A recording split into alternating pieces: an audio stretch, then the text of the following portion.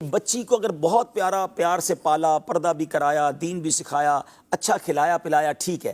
اب جب شادی کی باری آئی تو کیا دیکھا کہ وہ سامنے والے کا گھر کتنا بڑا ہے، گاڑیاں کتنی ہیں، یہ دیکھا کہ اس کا عقیدہ کیا ہے، وہ دیندار کتنا ہے۔ ہم نے ایسا بھی دیکھا اشفاق بھائی پوری زندگی اپنی بچی کو پردہ کروایا اور شادی کے بعد وہاں جا کے برقعے اتر گیا، کیوں گیا؟ وہ سسرال والے منع کرتے ہیں۔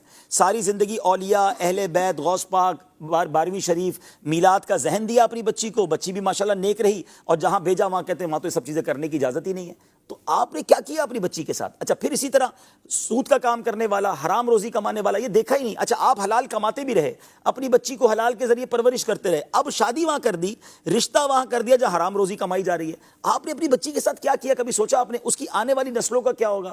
اس کی نسل اگر اللہ نہ کرے بدعقیدہ ہو گئی تو اس کا جواب دہ کون ہوگا؟ تو کیا دیکھیں؟ اچھا دیکھنے کے لیے تو باپ نے کیا نا۔ کون باپ برا چاہتا ہے؟ اس نے بینک بیلنس، دولت، گاڑی بنگلہ دیکھا، صحیح اچھا نہیں کیا اس نے۔ سب سے بڑی بات یہ کہ ہماری چیک لسٹ ہی غلط ہے۔ ہم نارملی لڑکا ڈھونڈتے وقت 3-4 چیزیں دیکھتے ہیں، دکھتا کیسا ہے، دکھتا بھی چل جائے گا اگر کماتا اچھا ہے تو، ٹھیک ہے نا، پھر اس کے بعد خاندان کیسا ہے، کوئی بری عادت تو نہیں ہے۔ اچھا بری عادت پہ بھی کیا چیک کریں گے؟ وہ بری عادت جو معاشرے میں بری ہے، نشہ تو نہیں کرتا، چوری تو نہیں کرتا ہے۔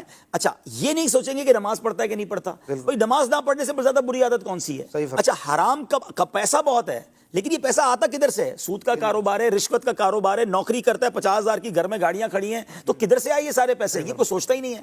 تو پہلے چیک لسٹ کیا ہونی چاہیے؟ فرسٹ آف آل، چاہے لڑکی تلاش کریں چاہے لڑکا تلاش کریں، کہ اس کا ایمان اور عقیدہ کیا ہے۔ سب سے مین چیز یہ ہے، عقیدہ ہی کچھ اور ہے، اور ہم اپنے نیا خاندان بننے جا رہا ہے، آنے والی نسلوں کا کیا ہوگا؟ اسی طرح اگر لڑکے مجھے سن رہے ہیں، نوجوان سن رہے ہیں، بڑی پیاری روایت کتابوں میں لکھی نا کہ اپنے ہونے والے بچوں کے لیے اچھی ماں تلاش کرو، یعنی یہ بچوں کا حق ہے جو بعد میں پیدا ہوں گے کہ ان کے لیے اچھی ماں تلاش کریں۔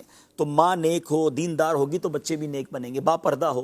تو لڑکے بھی اپنے لیے اگر تلاش کرتے ہیں، اپنی ماں، اپنی فیملی کو کہتے ہیں، تو پہلے کہیں کہ اس کا عقیدہ، اس کا ایمان چیک کریں، پھر وہ نمازی ہے کہ نہیں، دیندار ہے کہ نہیں۔ دیندار جناب رشتے ملتے نہیں ہیں، اب اتنا اچھا رشتہ آیا تھا، کامل تو کوئی نہیں ہوتا جناب، ہم نے تو بچی دے دی۔ آپ نے انتظار ہی نہیں کیا، اللہ پر بھروسہ ہی نہیں کیا۔